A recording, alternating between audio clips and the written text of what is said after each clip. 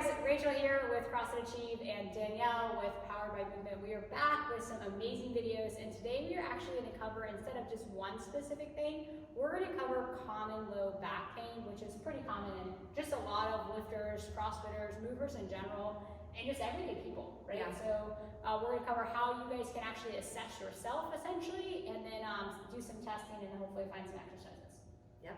Cool. Awesome. So just like Rachel said, low back pain is actually the #1 injury across our entire country. It is most likely to affect anyone from kids to older adults to CrossFitters and everything in between. So today we're going to talk about a really common low back pain presentation, what you can do to look for, some tips to improve that pain, and we'll get going. So very commonly, we see low back pain present in one of 3 ways. It's either just kind of across that lower area, like right above your hips, or you'll have it on either side. So we get a lot of clients with complaints of pain just only on their left side, only on their right side. And for purposes of today, we're going to talk about if you have pain with the deadlift. So whether you have pain kind of across that low back or on one side, these assessments will help you. So I want you to go through these and kind of see how you're moving. The first one we're going to do, I'm going to keep Rachel facing away from the camera. I'm going to have her cross her hands over her chest. And then what we're going to do is just have her rotate to the right. So just rotate your body as far as you can to the right. Good. And back to center. And was there any pain with that? Yeah, the cramping. Where was it? Right side and the cramping. Right side in here. Okay, do that one more time for me. And as she rotates, what you can see is she gets a little bit of rotation in her thoracic spine, and then she moves all through her low back, and there's barely any rotation at her hips. Come back to center. And that's something you guys want to think about. We would love to see upper, lower back, and hips move all together. So I'm going to have you rotate to the right again. We're going to go like this. Any different? Yes. How so? Not big.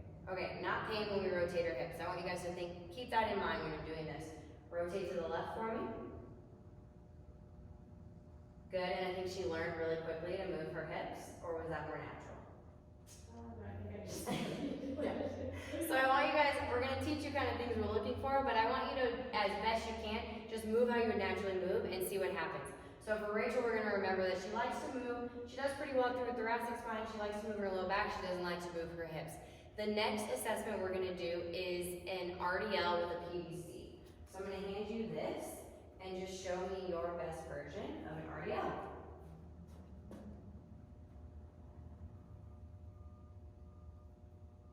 Good. Any discomfort with that?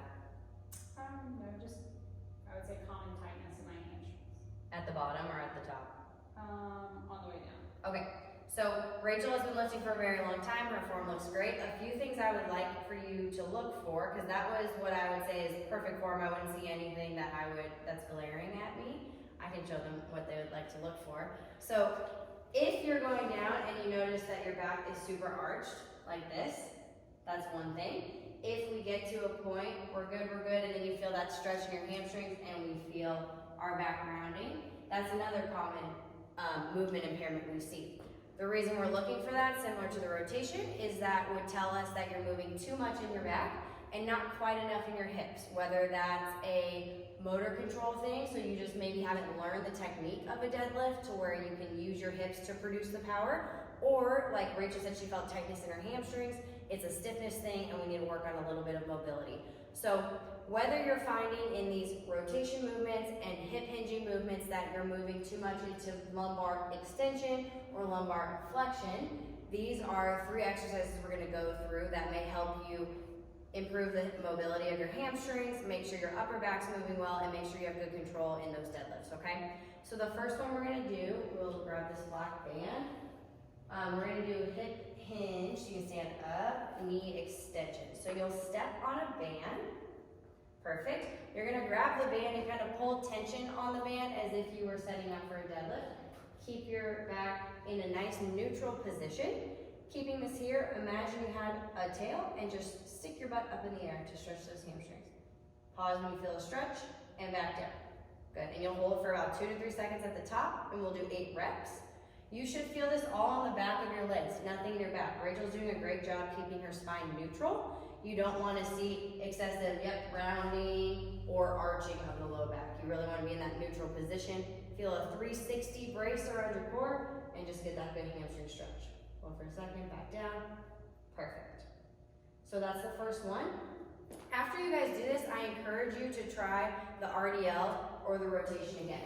So I'm gonna have Rachel do the RDL again and see if she feels a difference in her hamstrings. The reason we do this is test retest. We wanna make sure these things are making a difference in your movements. You might not see a night and day change in one set, but after days, weeks of doing these exercises, you should notice a difference. Did that feel any different? Yeah, I felt looser. Okay, great. Looser in our hamstrings. So the next exercise we're gonna do, we talked about that rotation. So when you guys are moving through any sort of lift, say it's a kettlebell swing or a single overhead, walking lunge, we get a little bit of rotation in our spine, and we want to make sure that rotation is going through our upper back, low back, and our hips, not just all concentrated at the low back. So we're actually going to use this one here. So what you're going to do is you're going to kneel on the ground, step through this band, yep, and it'll go underneath your armpits. Okay, you're going to be in a hands and knees position. And what I want you to do is make sure this band's like all the way up at your armpit. Is that okay? Having a little bit of resistance pulling you towards the rig. You're gonna rock your hips back to your heels. The reason we do this is it kind of prevents your low back from doing all of the motion. You're gonna put your outside arm on the back of your head. So for you, it'll be your left arm, good. And you're just gonna rotate up to the ceiling. So this is working on that upper back or thoracic rotation. The reason we have the band is it will pull her into that rotation, giving her a little bit of assistance. So sitting back, make sure that your lumbar spine is not doing all of the motion, and then the band's kind of assisting you into that upper back rotation. Rachel's doing a really good job. As we noted when she did her rotation, she has pretty good upper back rotation. But for those of you that do this test and feel like you can move in your hips, your low back, and you really get stuck up top, this is a great exercise for you because it'll help you get in those good positions to take some stress off your low back when you're deadlifting. For this one, same as that hamstring stretch, I would hold for 1 or 2 seconds at the top, and I like to do about 12 each side. Okay, and then let's rotate to the other side. See if there's a difference.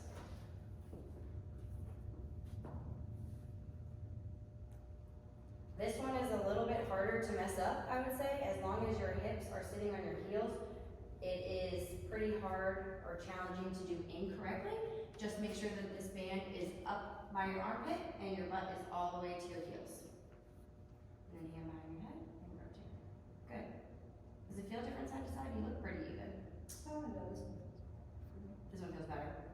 no, they're pretty neutral. Oh, good. Good.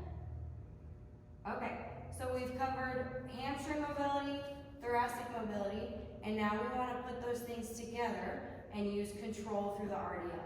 So we're going to grab the PVC, we're going to thread it through a band at a rig, and I want this band to be slightly lower than your hip, so where it's attached. You're going to step down for some resistance. So now you get to use what we just practiced, keeping that 360 brace, good thoracic extension, and then pull that PVC close to your hips. I want the PVC to stay in contact with your legs the whole time. Perfect. Hinge as far down as you can, keeping the PVC intact, keeping your spine neutral, back up. Good. So this helps you, 1, use power from your hips because we're keeping our spine in a neutral position. 2, keep the tension on the bar. This is just another tip that if you are deadlifting out far, there's more torque on your spine, and that can cause pain with deadlifting as well. So this is where we talk about that motor control, which for some of you, if you have great mobility, this may be the best exercise for you. So nice and slow through that motion.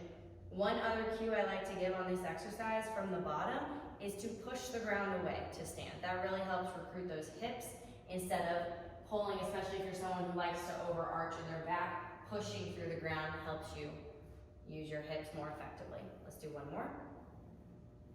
Perfect, and then we'll take the band off. Let's try one more RDL just for our test retest, see if it feels any different to you. And we'll also try one more standing rotation and see if you feel any difference after working on these. How'd that feel? Way better, way more flexibility. Perfect, and then let's try the rotation and see if that feels any different or if you're just more aware of your movement.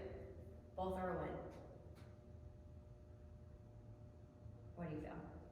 Not so much pain and different. Perfect, and then left side was fine, but let's try it again anyways. Good. So she's a little looser on this. You could see her hips moving better. She went to the right, no cramp like when we started in the beginning. That's awesome. And like we talked about, one set of everything is not going to fix you overnight. That'd be nice. But keep doing these things. I would say go through 1 to 2 sets of these exercises before you deadlift for the next several weeks and see if that makes a difference. And I would definitely say that, like pre-training, if this is a common area for you, I would say spend 10 minutes as like a flow state.